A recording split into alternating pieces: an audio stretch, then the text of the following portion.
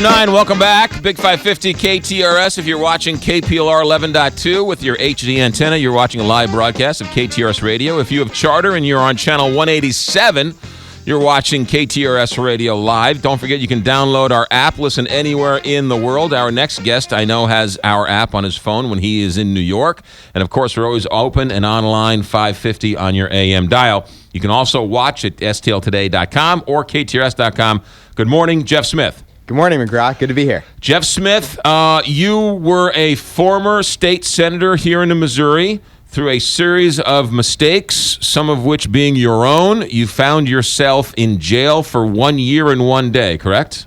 Yeah, I got slightly early release because I was good while I was locked up. Good behavior. So you get 15% off your sentence if you don't do anything too bad in there. Okay, so you got paid your debt to society, and you've since moved on. You've sort of left politics beside. You now work at the New School, which is a university in New York, and you have written a new book called Mr. Smith Goes to Prison, What My Year Behind Bars Taught Me About America's Prison Crisis. This is an interesting title because you burst onto the scene with a documentary called Can Mr. Smith Get to Washington, which was a documentary about your struggle to try and win the 3rd Congressional District, losing that, and it was about big government, big politics, big money. Can the little guy get to Washington? So on a takeoff on that movie, which was very good, by the way, your new book, Mr. Smith Goes to Prison, I'm assuming that was the reason for the name of the book.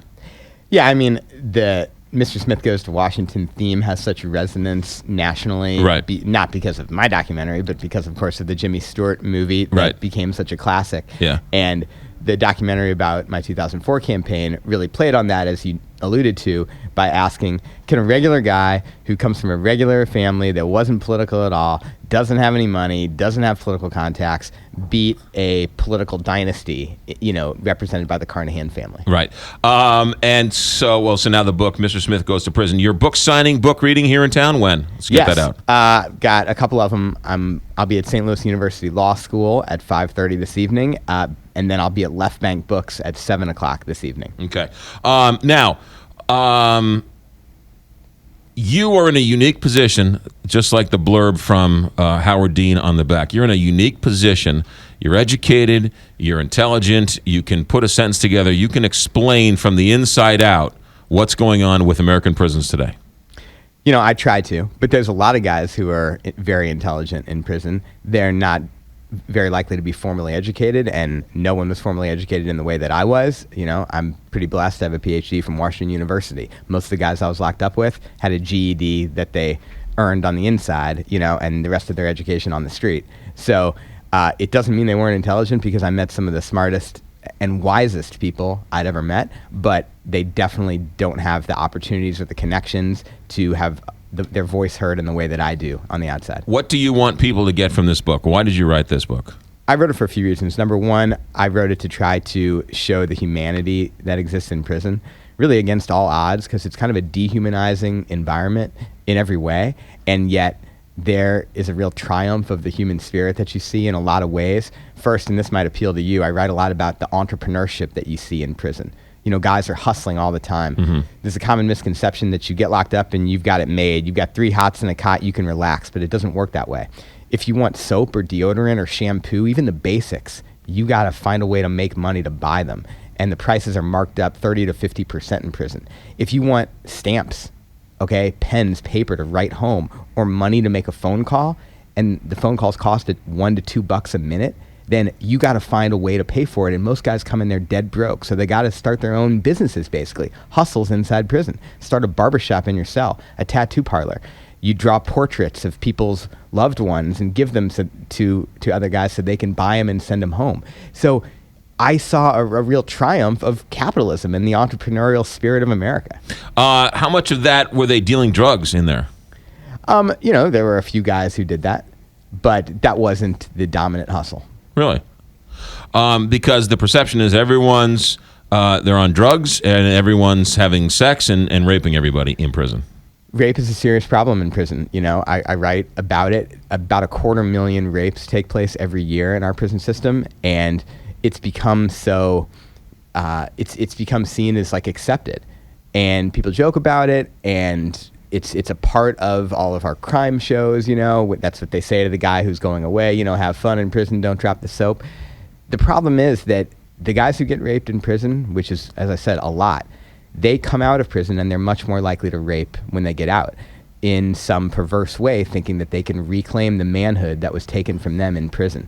And so I do write about that, and it's just one of many ways in which prison can be criminogenic. That is, the experience of prison can make people more likely, not less likely, to commit crime when they get out. That's the argument. Was the 3 strikes you're out rule was that they didn't go in a criminal, but they came out a criminal. Yeah, I think in a lot of ways, prison in this country is so punitive, it's not rehabilitative at all. And that's the main theme of the book that I want to expose to people, is that, we have a recidivism rate. 2 out of every 3 people reoffend in this country.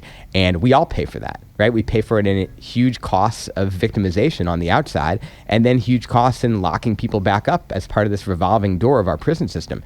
If we had a little bit different mentality in our prison system, we could dramatically reduce recidivism.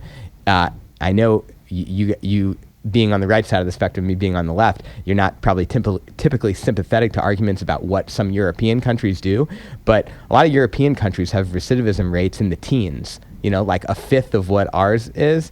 And one reason is that they treat prison as a truly rehabilitative time and help people get skills they need to get employed on the outside. It's funny you say that. I was in Denmark this last summer, and they're closing prisons in Denmark because so few people commit crimes. Think about that for a second. Yeah. And you know what? Both sides of the spectrum have realized this, I think, in America over the last few years. You've seen conservative Southern Republican governors, people like Nikki Haley, Nathan Deal, even Rick Perry in Texas, who have been closing prisons, doing sentencing reform, and trying to transform the culture inside prisons, because they, ironically, are adopting some of the models of places like Denmark and Finland.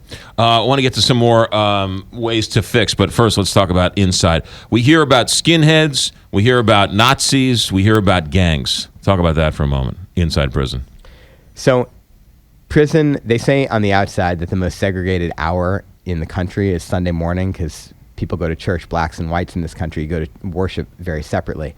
But prison is probably the most segregated place I've ever seen. St. Louis has been under the microscope nationally, internationally over the last year and a half, because we are such a segregated and polarized city. But it was nothing compared to prison. On my first night, I went and ate dinner with some black guys in my cell block, and they told me in no uncertain terms that was going to cause me trouble. And they were right. Within a half hour, the leader of one of the leaders of the whites in prison had told me, don't ever eat with the, and then he used the N-word. Right. So, yeah, on both sides, you need to, there's no, I guess what I'm trying to say is, when I was in politics, I represented a majority black district, and I did everything I could, and we talked about this a lot, to try to transcend some of the racial divisions in the city of St. Louis. It's very difficult to do that in prison. You can't be both. You can't. It's very hard to play on both sides. You went to a quote unquote, is this true or false? You went to a quote unquote white collar prison, did you not? No, I don't think there's any such thing as a white collar prison. We had probably 1% of the inmates were white collar. About 98%. So you didn't go to a country club prison per se? No, I don't think there's such thing as country club prisons anymore. I did some research on this for the book, and in the 80s, you had some prisons like this. Then there were exposés. I think 60 Minutes did one, and some journalists did exposés. And I guess there was public outcry. Right. And they don't exist anymore. So probably 98% of the guys I was locked up with were drug dealers, maybe 1% white collar, and then 1% just, random, guys who assaulted somebody in international waters, and so it became a federal crime, something like that. Mr. Smith goes to prison. Jeff Smith is our guest. What my year behind bars taught me about American prison crisis. He has a couple of book signings to when's the Left Bank Books one? 7 o'clock tonight. 7 o'clock tonight, Left Bank Books. I want to get to more of this. Can you stick around for another segment? Sure. Jeff Smith, ladies and gentlemen, his new book, Mr. Smith Goes to Prison. He was a former Missouri state senator who spent a year in prison and now has written a book to talk all about it. 9:20 here, Big 550 KTRS.